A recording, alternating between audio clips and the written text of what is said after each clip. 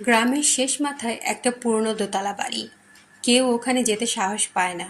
লোকেরা বলে বহু বছর আগে এখানে এক পরিবার আগুনে পুড়ে মারা যায়। প্রতি শুক্রবার রাতে দূর থেকে দেখা যায় জানালায় আলো জ্বলছে। এক রাতে তিন বন্ধু সাহস করে গেল। ঘর অন্ধকার, বাতাস ঠান্ডা, কিন্তু হঠাৎ তারা শুনল হাসির শব্দ, শিশুদের হাসি।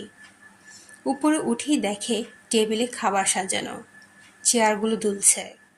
তাদের একজন মোবাইল বের করে ভিডিও করতে চাইল।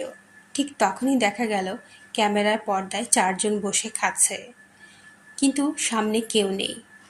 তিনজনের মধ্যে একজনের খোঁজ আর পাওয়া যায়নি। এখনো শুক্রবার রাতে জানালায় সেই আলো দেখা যায়।